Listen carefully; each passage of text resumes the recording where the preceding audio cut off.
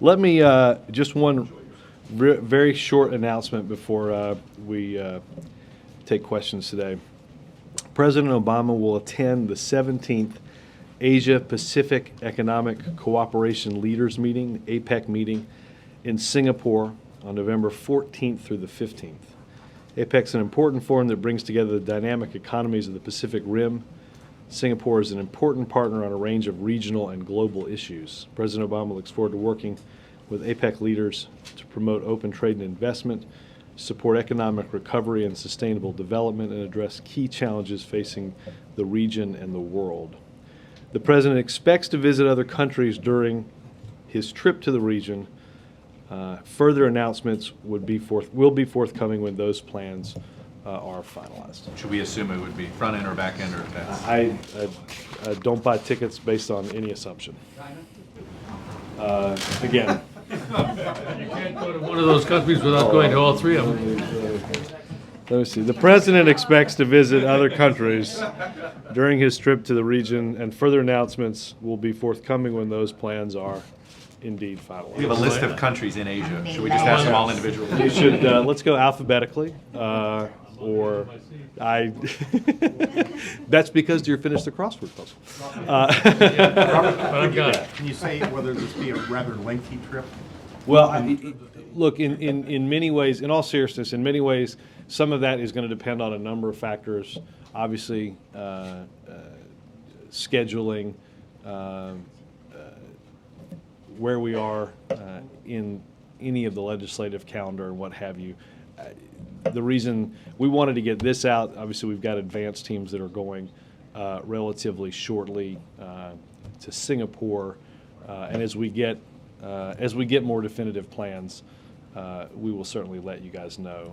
Obviously there are a couple of other possible countries, but I think at this point getting into trying to look into that crystal ball would be hard at this point. Sure, before or after the President's Science Health. Damn, that's not on my sheet. No, hopefully it is not too long after. Yes, ma'am.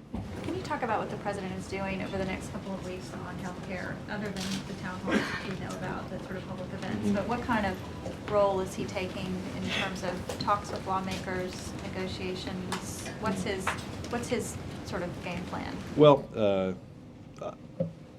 obviously, and I know you asked me, in addition to or other than the town halls, I would note we are doing those over the next couple of days in Montana, Colorado. We'll do some events not yet announced over the course of the next few days after that. And I do expect throughout both the congressional break as well as the time he gets to spend with his family that there will also be some continue to be calls with different lawmakers about plans for what happens when we come back in the fall and continuing to make progress. Well, they're on a pretty tight schedule, right? So they come back from this recess and there's this September 15th deadline. Right. So take a day like today, for example, where there's nothing on the schedule and it's pretty quiet, at least publicly. Can you sketch out, you know, what portion of his day is he spending kind of digging into this, whether it's calls to lawmakers, getting into the weeds? He's met with staff here today on health care. I don't believe, I have not seen any notification about member calls. Obviously, he'll get a chance, as we talked about yesterday, Senator Baucus will be in attendance at tomorrow's town hall. I'm sure they'll get a chance to talk about the progress and the talks that he's having with members of the Finance Committee. And as I said, I assume I know those calls will continue, again, over both his and their breaks. What was he told Time Magazine he was spending what he said some portion of his day every day on health care. I can't remember what quantity he put on it. Is that still true? Say over the next couple of weeks that he's going to spend this big chunk of every day. Yeah, I mean, I will segment out for his benefit that I do think that as he's on vacation, he will concentrate on being on vacation. I do, though, assume, not assume, it's a wrong word, I do know that he will continue to talk to lawmakers as part of that. Obviously, I think when he's up out of here, it probably won't be as much as he has been doing when Congress has been in town, but there's no doubt that he'll continue to talk to folks. I know they talked about that just a little while ago. Yes, At sir. these town halls, does he feel like he's winning any converts? I think he believes very strongly, as we talked about yesterday, that it is important to address misconceptions or misimpressions that have been left out there about the bills. I do believe that the president feels strongly that when he makes his case, it helps the case for overall health care reform. So I think he felt very satisfied with what happened in New Hampshire. He was able to address concerns that people had. I think he was able to take on, as I said, the misconceptions that have been out there in the legislation. So I think he feels like that we have made progress. And this weekend, will the format be generally the same? Yeah, yeah. I mean, this, largely been the same for several years. If you've got a question, raise your hand. Boy, girl, boy, girl.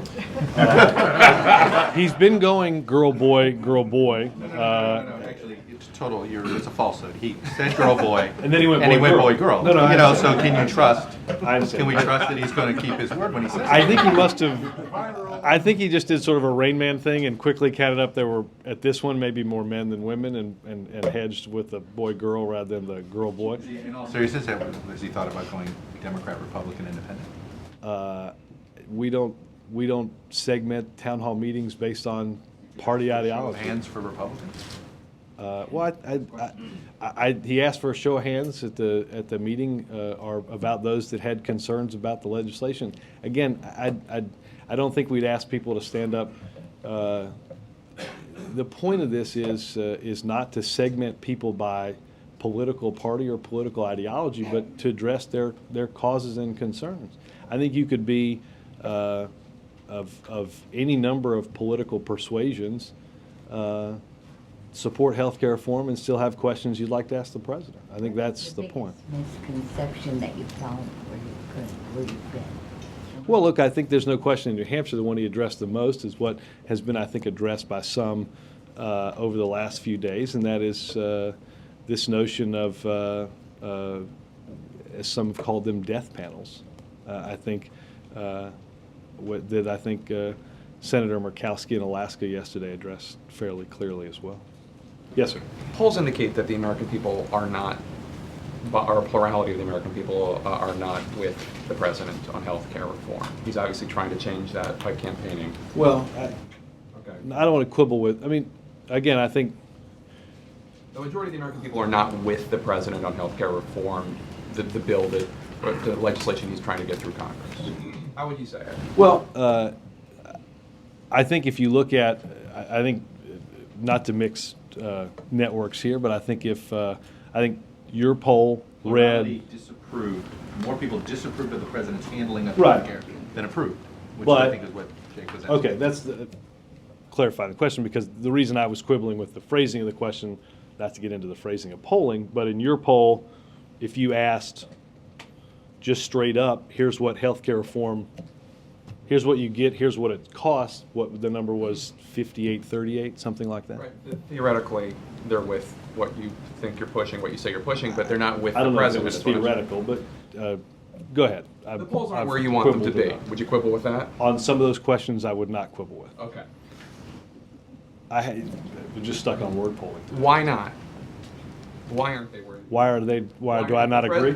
Well, if the president is pushing for something that the American people, when you poll independently, support, Right. why are they not with Look, the I think president? part of it is some of these misconceptions. I don't doubt that. I do think people have questions. I think that's why, I mean, the president isn't out doing town hall meetings just for his health. I mean, he wants to, I think he understands the need to address concerns or misconceptions out there. I think, again, I think the president, whether it's the NBC poll, certainly other polling will demonstrate that people want to see health care reform this year. They want to see legislation that cuts costs. They want to see legislation that provides accessibility of coverage, that has insurance reforms, and that's what the president will continue to talk about. But if the fact that the American people are not with the president right now, does that indicate that this pushback, whether it's the viral email you guys sent out today, or the reality check website you set up, or whatever, does it indicate that your pushback is late? I don't think so. Again, I largely because your question was based on polling. Polling is a snapshot in time. The debate continues, and we'll see whether numbers move or change as a result of the continuing debate. But doesn't the fact that you've started pushing back indicate that you realize that the initiative is in trouble? Well, one of the reasons we pushed back is because of those misconceptions. Have some of those misconceptions contributed to the poll numbers? I don't doubt that. But at the same time, I mean, there's a little cause and effect here, but we're not going to stop pushing back on the misconceptions whether or not the polling shows one thing or another. The president, again, strongly believes that, and has for years, that it's better to address what people's concerns are and take them on head on. Can I just have one more question? I'm sorry. No, we can pin back. The pharma deal, there's been some confusion, I think, about what exactly the White House has agreed to with Big Pharma, what they have not agreed to. Could you clarify what it is exactly that the White House signed off on, whether or not you feel that the Senate Finance Committee and Senator Baucus were upfront with you guys about what he agreed to? And also, do you think that this was done, whatever deal this was this done in keeping with the transparency that then candidate Obama promised? Yeah, well, we had a little let me take the last part of that. I think the question a few days ago, something similar to this, which is, we discussed bringing people to the table. We discussed making sure that stakeholders that are involved in healthcare are part of an agreement. Look, you're not going to get healthcare legislation without involving the hospitals, without involving those that provide medications, without talking to groups that represent doctors or patients or seniors, nurses, what have you. And we've talked a little bit about the pharma deal. The Finance Committee and Pharma agreed to $80 billion in cost savings, part of which goes to fill the donut hole for seniors as part of Medicare Part D, which I think we all know is at a certain point coverage for the purchase of those drugs stops until you basically reach a catastrophic level and the coverage kicks back in. Then some of that additional savings would be used for health care. But the question is what the White House agreed to, bypassing most members of Congress. Did you agree to impose importation of drugs? Did you agree to oppose rebates in Medicare Part D? Did you oppose the repeal of non-interference and oppose the opening of Medicare Part B? That is what some lobbyists are saying the White House has agreed to. Yeah, and I think the same article that denotes that has denials from both Pharma and us on that. But Pharma said that the deal was $80 billion. That's it. No more. They can't give any more. Right. Yet in Portsmouth, the president said that maybe you could get more. Well, maybe you could get more savings as a result of health care reform. I do not believe that the president meant we could take an $80 billion agreement and make it 95. I've been fairly clear on that from here. I think as a result of the change in health care, you can see health care costs and drug costs driven down. That's not to say we were reopening it. So just to be clear, you're denying that the I'm denying the administration agreed to any of those things that I just listed. I'm denying that I'm reissuing the denial that I think is in the story that you're referring to on our behalf and on Pharma's behalf. Yes, sir. Robert, what is the president hearing from lawmakers out in the field from these town halls? Is there a sense of frustration? Do they feel like they're getting through to the public in these town halls? Well, I don't know that the president, I don't have a list of, I haven't seen a list of calls that he's made recently. I know staff have talked to a number of offices. I hate to break it to you, I don't think all the town halls are as you're seeing them on TV. So tell us what the town halls are like then. What kind of feedback are they getting from these I town think, halls that I perhaps think aren't? people are getting the feedback that they're having very good conversations about what's in the legislation, what people would like to see, what options they want to have, why they think it's important. I said this yesterday, I'll say this again. While I appreciate that you all have decided that every town hall meeting ends in pushing, shoving, and yelling, I don't think many of, well, I don't know how many town halls you all have been to. They're not completely indicative of what's going on in America. Can you give us a list, Robert, of maybe some lawmakers who, I mean, obviously you. I don't have it with you me, feel but that I you certainly have can. a broader span of knowledge of lawmakers who've I don't have had as many town halls. reporters as the New York Times, but But you're obviously collecting information. I You am. say that we don't have a I can maybe even direct you representative to attend a couple, since we sort of had this conversation yesterday. I don't know what your plans are next week. My plans are to travel with the president this weekend. Excellent. On Well, immigration reform, save you a seat. I know the president mentioned in Mexico this is something that he wants to tackle in 2010, but until then, what is taking place in preparation of really jumping into this in next year? Well, look, I think the president discussed in Mexico a more formal legislative timetable, understanding, though, that that does not mean that work doesn't continue. I think you've seen Secretary Napolitano work on aspects of comprehensive immigration reform.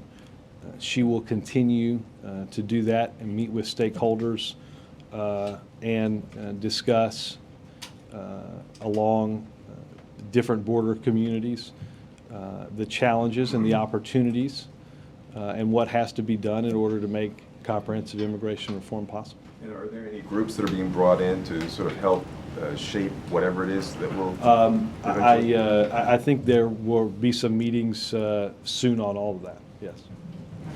Yes, sir. Stepping back a minute on the Pharma deal, are we to believe that Pharma didn't get anything for their agreement on the $80 billion? That they did not get anything in return from the White House, any pledges, promises, winks, nods, whatever? Are we to believe nothing was promised to them? Again, I'm simply was responding to what the question was about a memo that I think both sides Get the memo a minute. have decided. Can you answer that Can you answer that question? Were they? Can you say for sure they were promised nothing in return? I can assure you that we've come to an agreement to seek some savings from the pharmaceutical industry as part of comprehensive health care. And at what point are you going to release then the facts of the deal with them and with the Well, hospitals and with a couple of these stakeholders that have come here? I think made these pledges, yeah. and you guys have. I think some of this is going to be written into legislation that we'll hopefully see going through Congress relatively soon. Should we, why not release it now? Why not say what it is Again, now? as I said yesterday, some of those agreements are up on the Finance Committee website. Speaking of the Finance Committee, Chuck Grassley was at a town hall yesterday, and he brought up the issue of living wills. Has the White House reached out to him and Not that, asked him I don't know why who he they chose to talked to. do this? Does his comments at all jeopardize in your mind, jeopardize the bipartisan ship that is you're trying to keep no, together? again, well, Did you see his comments? I watched your newscast. And what is your was reaction to his comments?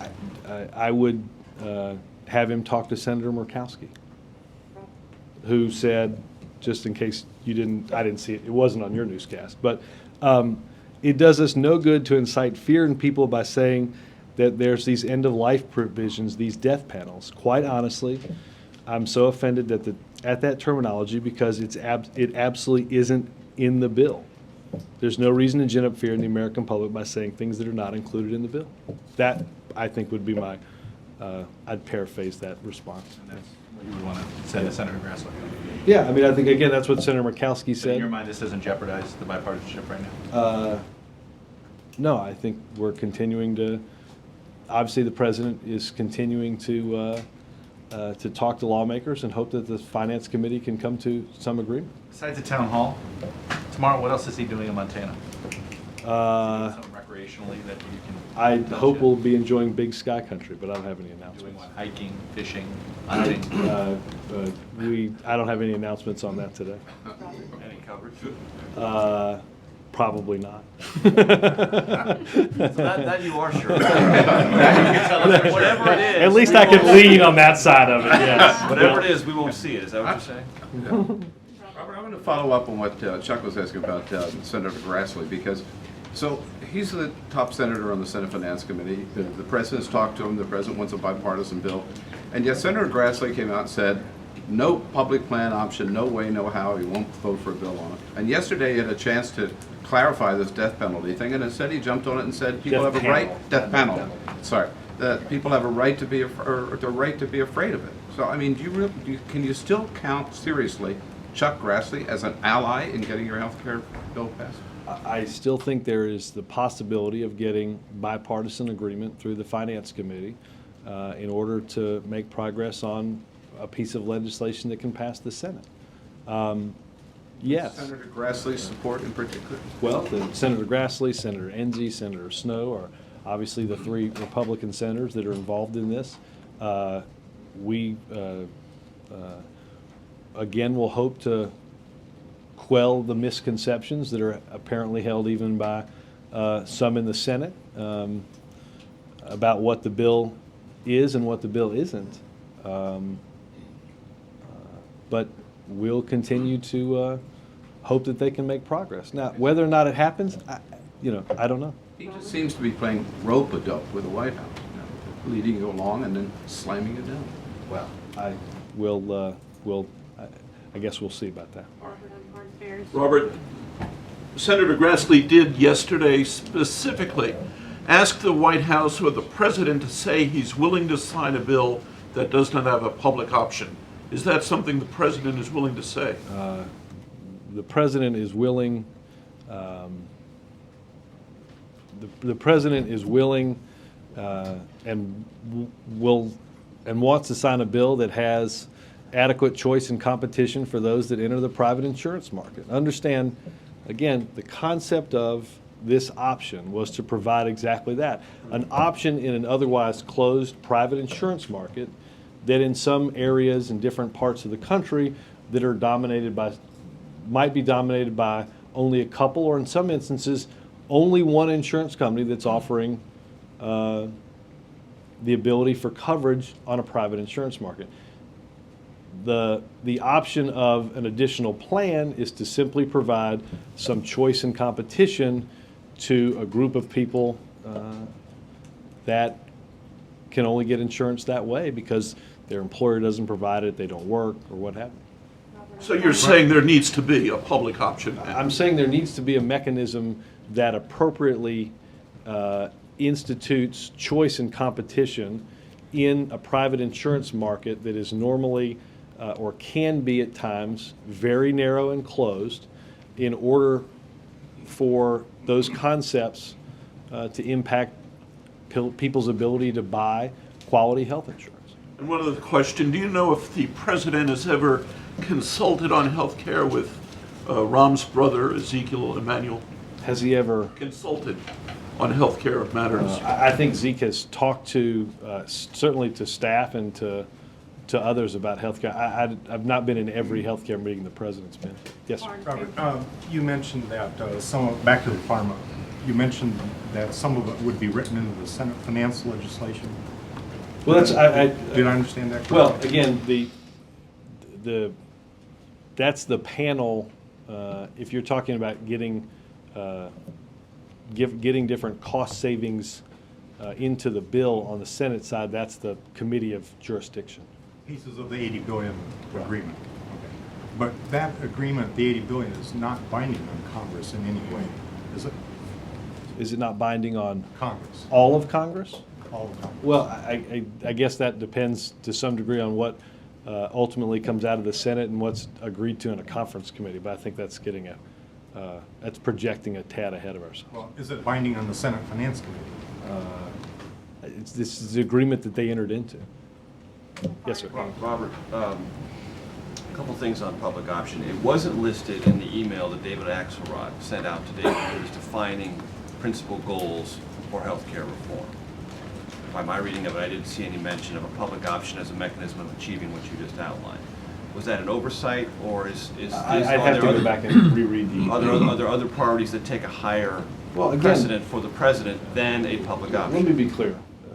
I thought I was a minute ago, but I'll take another whack at it.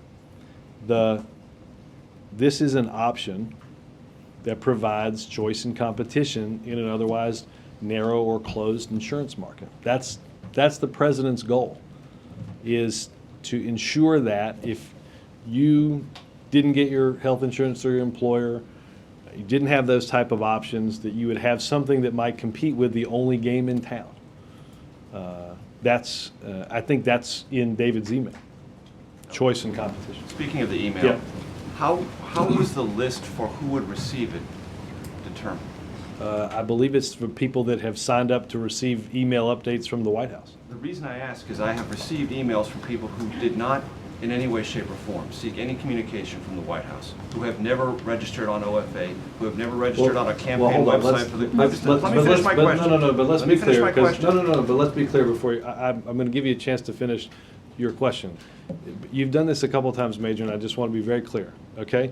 OFA, no, don't look funny. OFA, whether Obama for America or Organizing for America, has nothing to do with, never has had anything to do with what, if you sign up for through whitehouse.gov to receive emails. So let's just, the reason I interrupted you, because I want you to rephrase your question that doesn't continue to assume that somebody is violating the law and mixing a political... Who have never, ever signed up for anything related to this White House, Senator Obama as a candidate, Senator Obama as anything, and have received emails from David Axelrod. How could that be? I'd have to look at who got the email. Do you seek other pieces of information identifying who might be curious about healthcare outside of people who have asked for emails?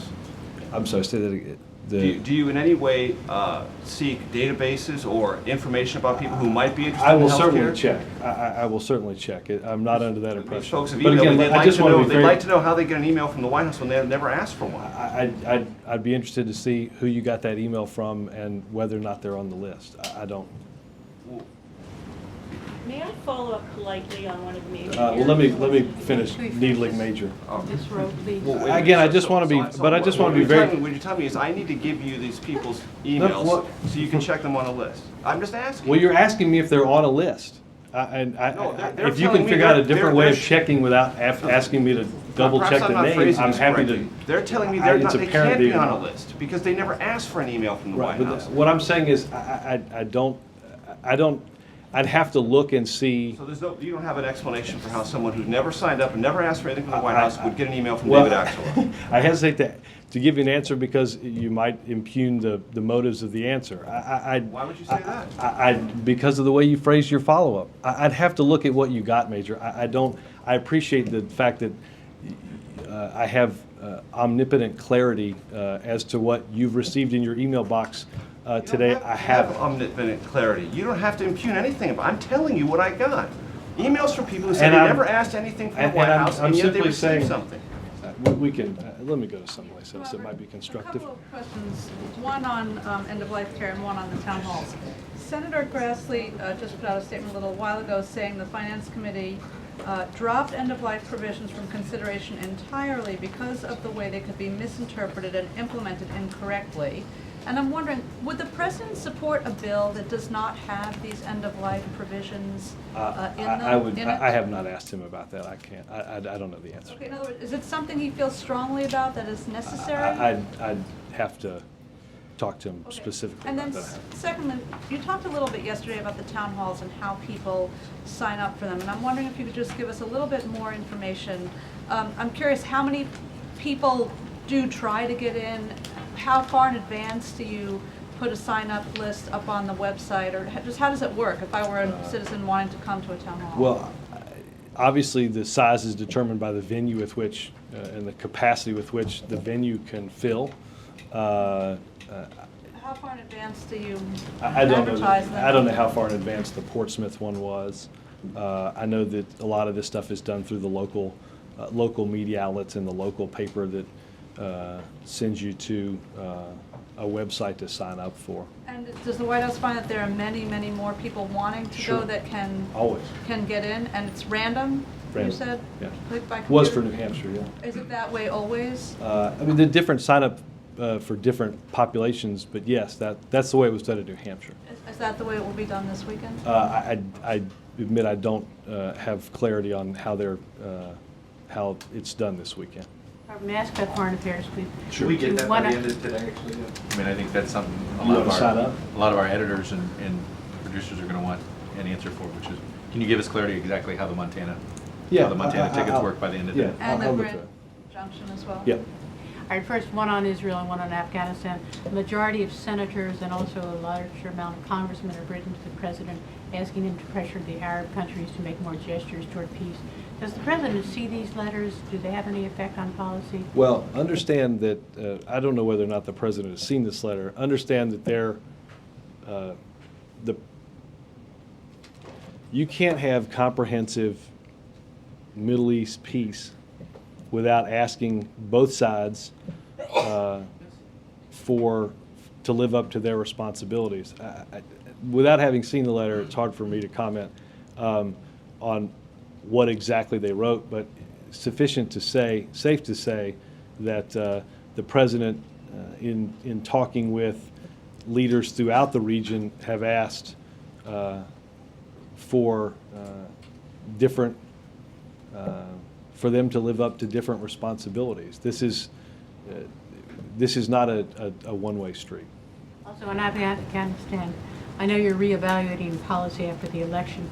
Do you have a mechanism to find out if a majority of the American people want this continued buildup of American troops in Afghanistan? Will public opinion influence your policy? We're emailing Major's list.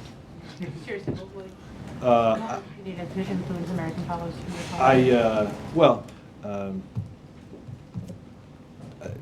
I don't think there's any active way of doing that. I think in the Washington Post poll not too recently, the president received extremely high marks on our policy toward Afghanistan. I don't know whether that's not something we're using to measure how we do the strategy, but it made to note how the public feels about some of it. Understanding again that we have a very dangerous region of the world that demands our attention in a way that we didn't focus on it previously. That's what the president said throughout the campaign, and that's what we have to do to maintain our security and make progress in the world, regardless of what any polling may show. Robert, can I ask about the visit by these federal officials, defense, DHS folks to the prison in Michigan today? Does that visit indicate that the administration has concluded that at the end of the day, some number of Guantanamo detainees are going to have to be housed in facilities in the United States, and that they can be done so safely and without undermining national security? Again, this is a very preliminary site survey. As I've said before, no final decisions about any of this has been made. As we continue to work through the caseload of existing prisoners at Guantanamo, how they can be evaluated for, as the president has talked about, bringing about swift and certain justice. For some, bless you, that may be transferred to additional country because courts have deemed that they don't, that they can't be held based on evidence. Obviously, some are going to be tried in either revamped military commissions or in Article III courts. The visit to Standish is preliminary. is to do a preliminary site survey. No final decisions have been made. So you really think that it's possible to, at the end of the day, that all of the other options, the non-bring them back to America options, could eventually take care of the entire population? I'm not sure that's going to happen before the 20th of January.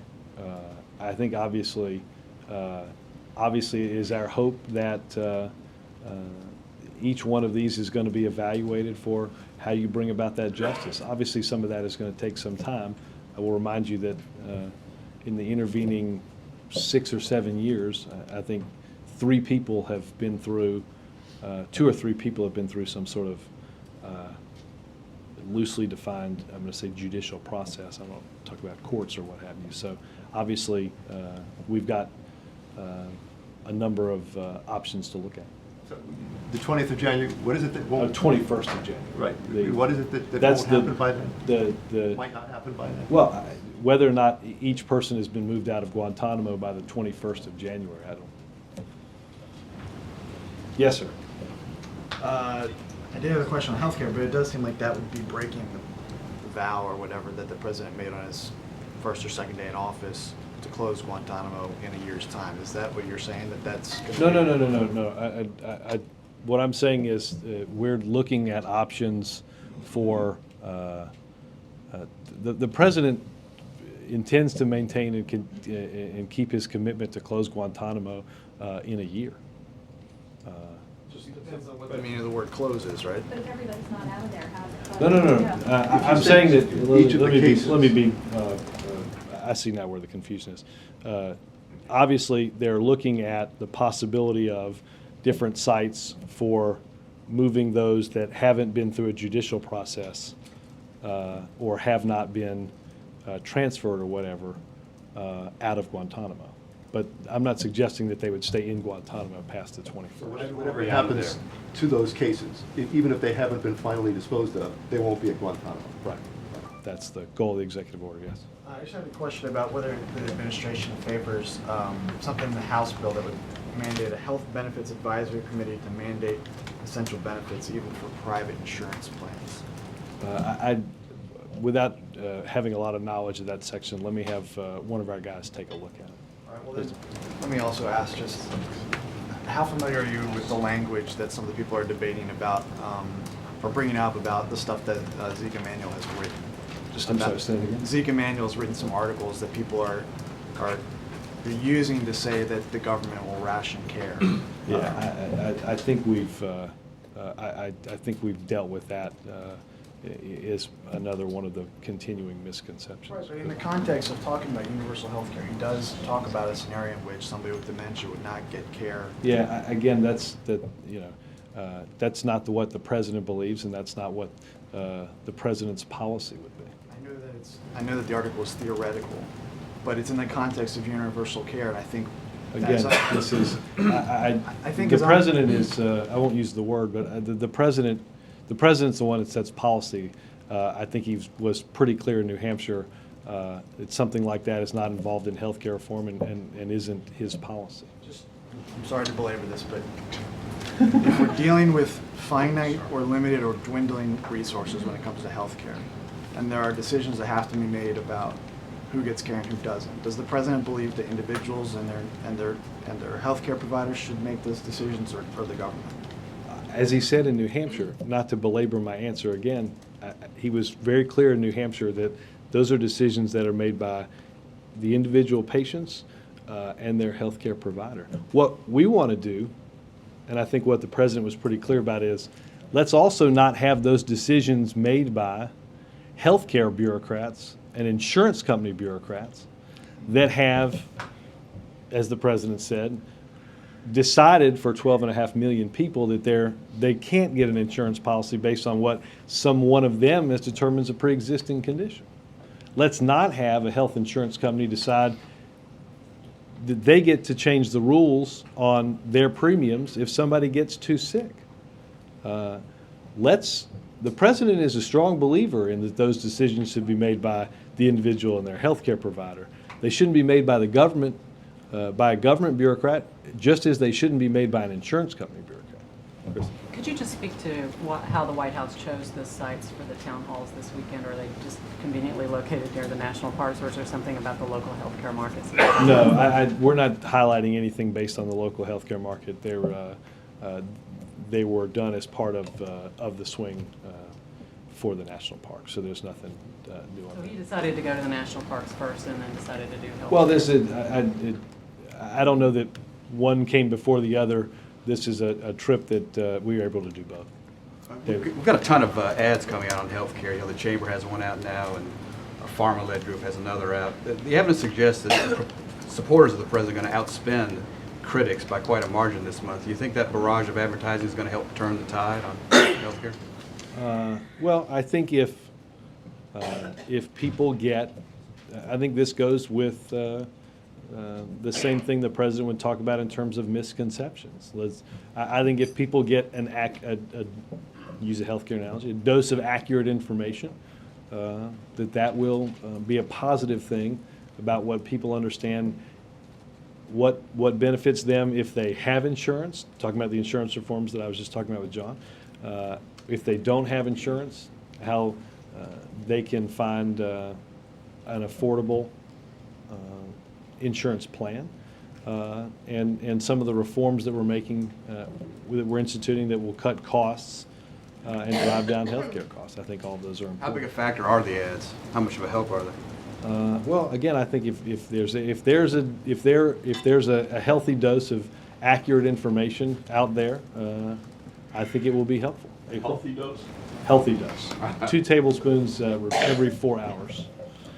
April? Robert, what is the political cost for this administration and the Democratic Party if health care reform and insurance reform just doesn't go through? Well, I have not, and I don't think the president has spent a lot of time thinking about political costs in any number of decisions that he's made since he's been here. I think the costs, both literally to millions of Americans, will increase, and the cost of continuing the status quo and stepping away from reform is great for millions and millions of Americans. Understanding that, but there are some ramifications inside the Beltway and around the country. Could it affect the midterm elections for the Democratic Party? There are 50 marginal seats up. Right. Well, look, I don't doubt that everything we do could have ultimately some impact on an election 13 months away. But understand, April, I think if you look at any number of decisions that the president has made, he's not making decisions based on what may or may not be polling well or politically popular. It certainly, I don't know the last time people polled on ensuring the stability of the financial system, but it wasn't popular, though it was the right thing to do for the economy. I think if you look at assistance for auto companies, not exactly the most popular thing in the world, but the president believed enormously important given where our economy was. The president is making decisions based on what he thinks is the right thing to do, not based on some polling. Yes, sir. Yeah. The Southern Poverty Law Center reported yesterday detailing the rise of extremist militias in this country and attributed largely to Obama's presidency. Does the administration believe domestic terrorism poses as large a threat to the country's integrity as to threats outside her borders? I would be out of my depth without talking to some security experts about that. Obviously, the president is concerned about threats to our security wherever they may come from. Thanks, guys.